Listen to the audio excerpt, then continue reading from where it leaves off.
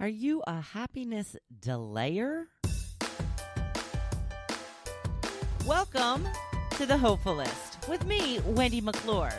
This is where we turn those nasty, negative thoughts into positive and work toward a happy, fulfilled life. Now, let's get started.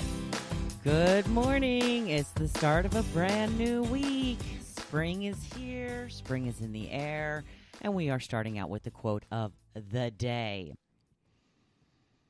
Whenever anything excellent or mediocre or lame or even annoying happens to you, meet it with the statement, "This is good because," and fill in the blank. Once you make this a regular practice, you'll see how much easier it is to be in gratitude for much more than you realized. I'm going to be more into that in today's topic.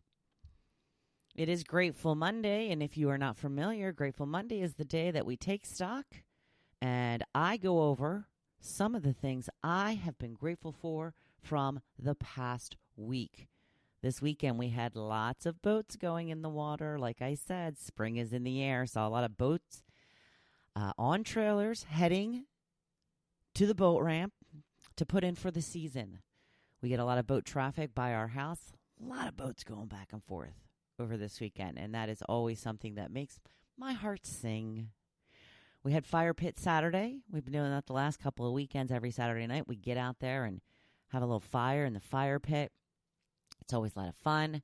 Have an adult beverage or two, crank up the music, sing a little too loudly, annoy the neighbors. Hey, we all get to do it once in a while, right? We all get to be that annoying neighbor once in a while. And, of course, I had a yummy, delicious ham dinner that you may have seen that I posted in the group page. Yes, that is because we forwent the ham for our Easter dinner. We decided to pick up some Popeye's fried chicken instead. So now 2 weeks later, had our ham dinner. Delicious ham dinner made by my honey. And we used syrup, too. Not honey, but syrup. The first day we had it, we made it on Saturday. My mom used to make this pineapple cherry concoction to put on top of the ham. So we had that. And then my sister-in-law alerted me to the deliciousness and gloriousness of eating your ham with maple syrup. Yeah. Like I needed another way to make it even more fattening. But yes, so we took turns. We did the pineapple mix on Saturday, and then we went with the syrup option today, or yesterday, that is. So, here we go. I did some stuff on my computer, and now it's yelling at me. Oddly, I restarted my computer, so then you have to re-sign in everything. And as I was re-signing into my computer, my iPad went off with an alert saying somebody's trying to sign in with your iMac user ID in Virginia. I don't know where they got Virginia from. I mean, clearly it's me they're talking about because I was literally signing in. And now I've got all these notifications telling me, is this you? Do you want to do this? Do you want to continue? Blah, blah, blah. Anyway, here we go. Talking about delaying your happiness. Are you a happiness delayer? Oh, that was me for so long. In fact, my whole life. You know what I mean? I know I'll be happy when I lose 10 pounds, when I find a boyfriend, when I get a better job, when I make more money, move back to the shore. The list is endless. Because here's the thing that took me so long to figure out. It's never things or situations that make you happy. It's inside of you. If you can't find happiness now with where you are and what you've already got, getting those other things won't make you happy either. I'm not saying that you won't like what you're achieving to achieve what you're trying to achieve. I'm saying that it won't bring you the happiness that you think it will if you can't find happiness now. My mindset was so warped that I never saw the good in every day. And there is so much good if you just take the time to look around and take stock of all that you have. Like, when's the last time you did something simple like a fire in the fire pit and wrote that down? Realize that was a really nice experience that I had. Or how about that first cup of coffee in the morning? Or do you have an extra special breakfast on the weekends? It's spring. Are your perennials coming back? Are you starting to see some growth? That's exciting. That's something to be grateful for. So, of course, the number one tool to help you do this is the gratitude journal. Writing down little things that you are grateful for every day makes those things stand out, and you start to really, truly appreciate them. It's hard to switch when you have been focusing on what you haven't had or don't have all your life. The switch can be difficult, but once you finally make it, you will never go back, and it is, so worth it. Now, I think we all tend to do this when we're young. We delay our happiness. We finish school, hope that that first big job will bring us what we've been waiting for, and when it doesn't, we become depressed, or more likely, we set another goal that will bring us happiness. That's when the boyfriend comes in, or maybe you want to lose a few pounds, or maybe you want to make a little bit more money, or maybe when you get that first house. Now, the best example of this I can think of for me personally is when I got married. I didn't get married until I was 41. So for many years, I thought it was the end-all, be-all of my personal happiness. I knew once I finally got married, my true happiness would finally be found. Turns out it did not work that way. Not only didn't I find the happiness I had always dreamed of, I was more depressed than ever my first year of marriage.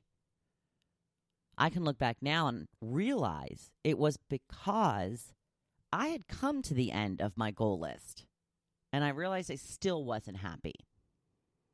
I didn't know what goal to set next to finally get happiness. And it wasn't until I realized that I had to make my own happiness before I finally started to find it. Now, the worst part is I didn't realize this was what was happening in the moment. At the time, I thought it meant I wasn't supposed to be married. That I was so unhappy because of my marriage.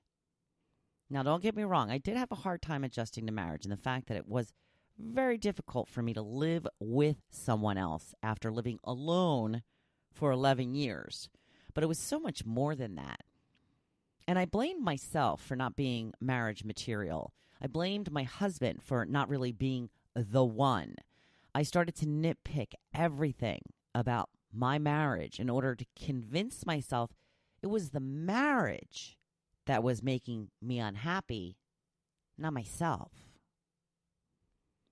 But I hung in there. I truly loved my husband, still do. Wanted to spend my life with him, still do. But I just couldn't find a way to be happy.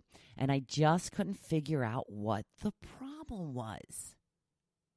It wasn't until I read that book, Oh, Yes, You Know the One, You Are a Badass by Jen Sincero, that things started to change.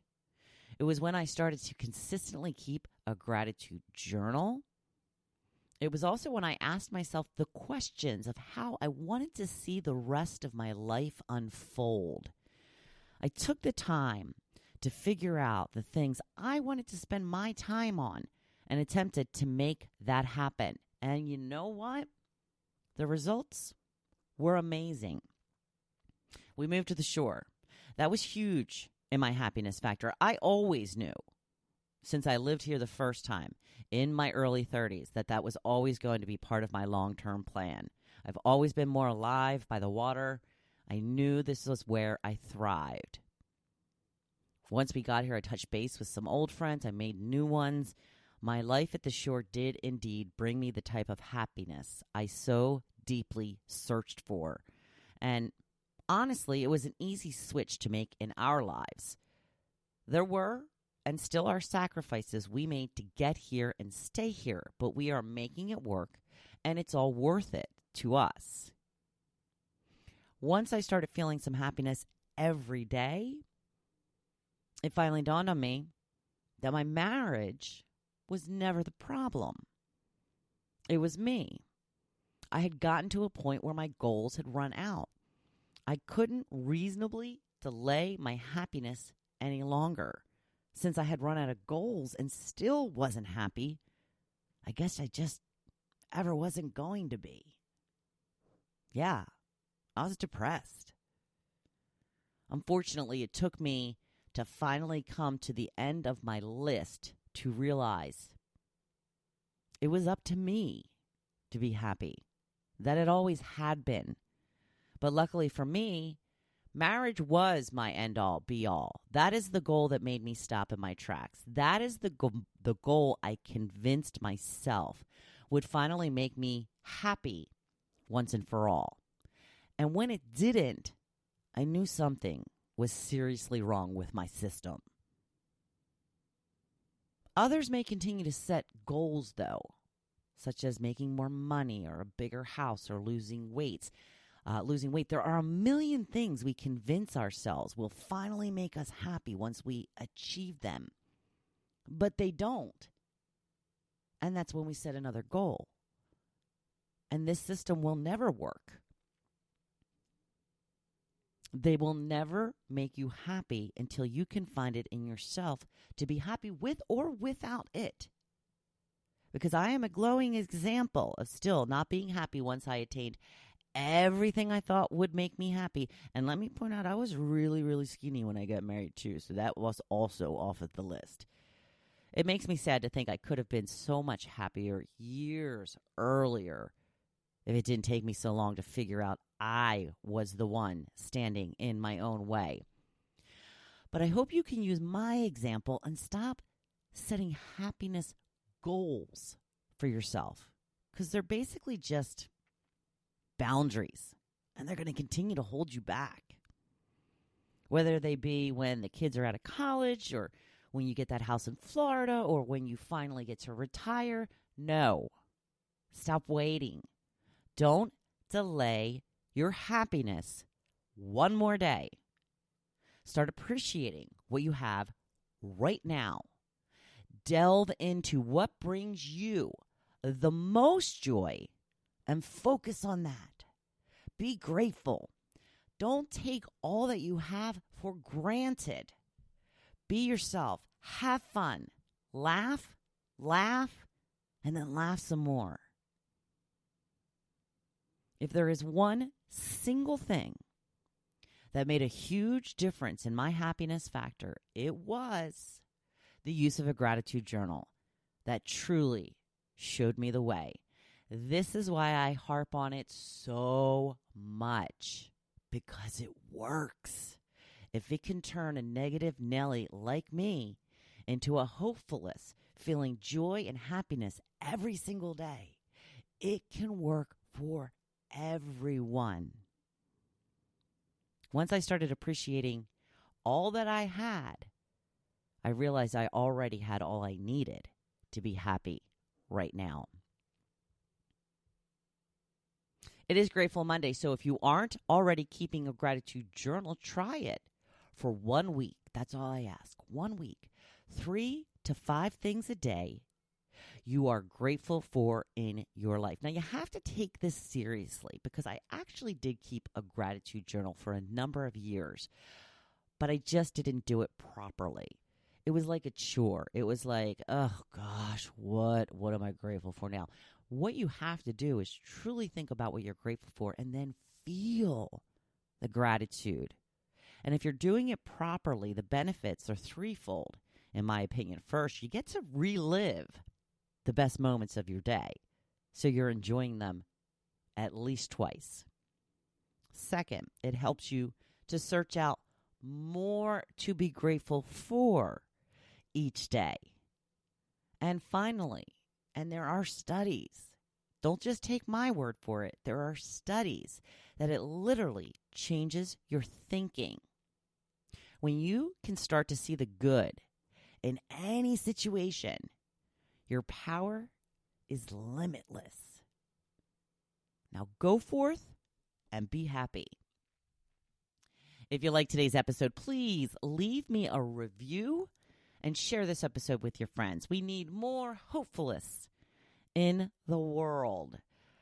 I'm also offering one-on-one mentoring. If you feel some personal guidance will help your journey to happiness along faster, just reach out to me at hopefulist1@gmail.com or through Facebook or Instagram, and we can schedule a call to see if we can work together to get you to your ultimate happiness.